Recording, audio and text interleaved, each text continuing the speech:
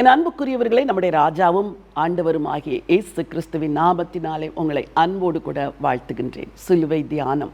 பலவிதமான வேத வசனத்திலிருந்து கல்வாரி சிலுவைக்கு அடுத்த காரியங்களை தியானித்துக் கொண்டிருக்கிறோம். ஆசீர்வாதமாய் உங்களுக்கு இது இருக்கிறது என்று நம்புகிறேன். ஆசீர்வாதமாய் இருந்தால் அடுத்தவர்களுக்கு பகிர்ந்து கொள்ளுங்கள். இந்த சேனலை சப்ஸ்கிரைப் செய்யும்படி சொல்லுங்கள். இன்றைக்கும் ஒரு வேத வசனத்தை உங்களோடு கூட பகிர்ந்து கொள்ள விரும்புகிறேன். அப்போஸ்தலர் நடபடிகள் 2ஆம் அதிகாரம் 25வது வசனம். அவரை குறித்து தாவீது, கர்த்தரை எப்பொழுதும் எனக்கு முன்பாக நிறுத்தி நோக்கி கொண்டிருக்கிறேன், நான் அசைக்கப்படாதபடி அவர் என் வலது பாரிசத்தில் இருக்கிறார் என்று சொல்லுகிறது. கர்த்தரை எப்பொழுதும் எனக்கு முன்பாக வைத்து நோக்கி கொண்டிருக்கிறேன். இந்த வசனம் என்ன சொல்கிறது? எப்பொழுதும் என்ற ஒரு வார்த்தை நித்தியத்தை குறிக்கிறது. ஆண்டவர் எப்பொழுதும் எனக்கு முன்பாக இருக்கிறார். அன்றைக்கு தாவீது சொன்னார். அதை அடுத்து உள்ள காலகட்டத்தில் வாழ்ந்த பரிசுத்தவான்கள் சொல்வார்கள், கர்த்தர் எனக்கு முன்பாக இருக்கிறார். ஆண்டவர் இயேசு கிறிஸ்து வாழ்ந்த காலத்தில், அவருடைய காலத்துக்கு பிறகு சீடர்கள் சொல்லியிருப்பார்கள், கர்த்தர் எங்களோடு கூட இருக்கிறார். இது எதை குறிக்கிறது? தேவன் என்றென்றைக்கும் உயிரோடு இருக்கிறார். அந்த தேவன் உங்களோடு இருக்கிறார். இதுதான் ஒரு பெரிய நம்பிக்கை. கர்த்தரை எப்பொழுதும் எனக்கு முன்பாக நிறுத்தி நோக்கி கொண்டிருக்கிறேன். கர்த்தர் எனக்கு முன்பாக எப்பொழுதும் வந்து நிற்பார் என்று அல்ல, நிறுத்தி நோக்கி கொண்டிருக்கிறேன். அதை நீங்கள் செய்ய வேண்டும். பிரச்சனைகளின் வழியாய், பாடுகளின் வழியாய் கடந்து செல்லும் பொழுது உடனடியாக தனி இடத்தில் போய் அமர்ந்து கல்வாரி சிலுவையை நோக்கி பார்த்து, ஆண்டவரே, சிலுவையில் எனக்காக இவ்வளோ பாடுகள் பட்டீர், இவ்வளோ கஷ்டங்கள் ஏற்றீர், நான் உம்முடைய சிலுவை பாடுகளை தியானிக்கிறேன். சிலுவையிலே தாகமாக இருந்தீர், உம்முடைய ரத்தம் கொட்டியது, எனக்காக அடிக்கப்பட்டீர், வாதிக்கப்பட்டீர் என்று சிலுவையை உங்கள் முன்பாக நிறுத்தி அதை நோக்கி பார்க்கும் பொழுது உங்கள் இருதயத்தில் ஒரு பெரிய நம்பிக்கை வரும். இது நீங்கள் செய்ய வேண்டிய ஒரு காரியம். அந்த காட்சி தானாக உங்கள் முன்பாக வந்து நிற்காது. சில காரியங்களுக்கு நீங்கள் முயற்சி எடுக்க வேண்டும். சில நாட்களுக்கு முன்பதாக ஒரு நாள் அதிகாலை நான் எழுந்து ஜெபிக்க வேண்டும் என்று நினைத்த பொழுது என்னால் ஜெபிக்கவே முடியவில்லை. எனக்கு புரியவில்லை. நன்றாய்த்தானே தூங்கினோம். அப்பொழுதுதான் ஆண்டவர் எனக்கு சொல்லிக் கொடுத்தார், ஜெயராணி, உன்னுடைய ஜெபம் அநேக தேவ ஜனங்களுடைய வாழ்க்கையை விடுவிக்கிறதா இருக்கிறபடினால் உன் ஜெப வாழ்வுக்கு போராட்டம் உண்டு. ஜெபிக்க முடியவில்லை என்று எழுந்து சென்று விடாதே, அமர்ந்திரு என்று சொன்னார்.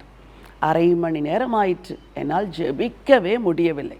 எழும்பி விடலாம், போய் வேதத்தை வாசிக்கலாம் என்று நான் நினைக்கும் பொழுது ஆவியானவர் என்னை பலவந்தப்படுத்துகிறார். ஒரு அரை மணி நேரம் முடிந்த போது என்னை அறியாத ஒரு தேவ பலன் எனக்குள் வந்தது. கர்த்தரை துதிக்க ஆரம்பித்தேன், ஸ்தோத்திரிக்க ஆரம்பித்தேன். அன்றைக்கு ஜெபம் மிகுந்த வல்லமையோடு செய்து முடிக்க ஆண்டவர் உதவி செய்தார். ஆண்டவர் இயேசு சிலுவையில் எல்லாவற்றையும் முடித்து விட்டார். அந்த சிலுவையை முன்னிறுத்தி நோக்க வேண்டியது உங்களுடைய வேலை. நீங்கள் கர்த்தரை முன்பாக வைத்து நோக்க வேண்டும். இன்றைக்கும் ஆண்டவரே, அந்த பாடு, மரணம், உயிரோடு என் கண்களுக்கு முன்பதாக இருக்கும்படி என் முன்பாக நான் நிறுத்தி நோக்குகிறேன் என்று நோக்கி பார்க்கும் பொழுது பாரங்களெல்லாம் விலகும். வசனத்தின் பின்பகுதி இப்படி சொல்கிறது, அவர் என் வலது பாரிசத்தில் இருக்கிறபடியால் நான் அசைக்கப்படுவதில்லை. சிலுவையில் தொங்கின இயேசு சிலுவையில் மரித்தவராகவே தொங்கவில்லை. அவர் உயிரோடு எழுந்து, மகளே, மகனே, உன் வலது பாரிசத்தில் நான் உன்னோடு கூட இருக்கிறேன், நான் உன்னோடு கூட வருவேன், உன்னோடு கூட நடப்பேன், உனக்கு உதவி செய்வேன், உன் தேவைகளை எல்லாம் சந்திப்பேன் என்று சொல்லுகிறார். அற்புதமான ஒரு வேத வசனம். இன்றைக்கு காலையிலே ஒரு நம்பிக்கையோடு உங்கள் நாளை துவங்க வேண்டும். கர்த்தரை எப்பொழுதும் எனக்கு முன்பாக நிறுத்தி நோக்கி கொண்டிருக்கிறேன், நான் அசைக்கப்படாதபடிக்கு அவர் என் வலது பாரிசத்தில் இருக்கிறார். அசைந்து விடுவோம் என்று நினைத்தீர்கள் அல்லவா? குடும்பம் அசைக்கப்பட்டு விடும், குடும்பம் பிரிந்து விடும், தொழில் சரிந்து விடும், ஊழியம் ஒன்றுமில்லாமற் போகிவிடும் என்று கலக்கத்தோடு இருக்கிற மகனே, மகளே, நான் சரியாய் பரீட்சை எழுதவில்லை, நான் தோற்று போய் விடுவேன் என்று கலங்கி நிற்கிற மகனே, மகளே, உங்களுக்கு சொல்கிறேன், நீங்கள் அசைக்கப்படுவதில்லை. ஏன் தெரியுமா? நான் அசைக்கப்படாதபடிக்கு அவர் என் வலது பாரிசத்தில் இருக்கிறார். இந்த நாளெல்லாம் இருப்பார். உங்கள் வாழ்நாளெல்லாம் உயிரோடு எழுந்த இயேசு வலது பாரிசத்தில் இருப்பார். உங்களுக்காக ஜெபிக்கிறேன். பரிசுத்தமுள்ள நல்ல தேவனே, அன்பின் ஆண்டவரே, கர்த்தரை எப்பொழுதும் எனக்கு முன்பாக நிறுத்தி நோக்கி கொண்டிருக்கிறேன் என்று சங்கீதக்காரன் சொன்னது போல உங்கள் பிள்ளைகளாகிய நாங்களும் அப்பா எப்பொழுதும் உம்மை எங்களுக்கு முன்பதாக நிறுத்தி நோக்கி கொண்டிருக்க உதவி செய்யுங்க.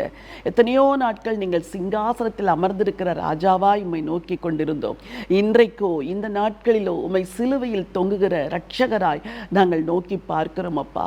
ஆண்டவரை மரித்து உயிரோடு எழுந்த ஆண்டவர் எங்கள் வலது பாரிசத்தில் இருக்கிறீரப்பா.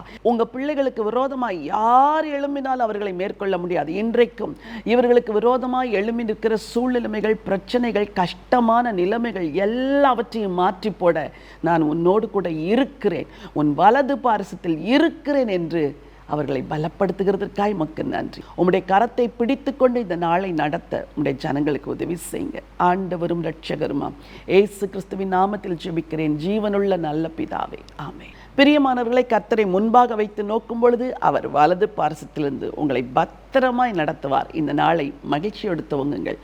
இந்த நாள் ஒரு வெற்றியின் நாள். God bless you.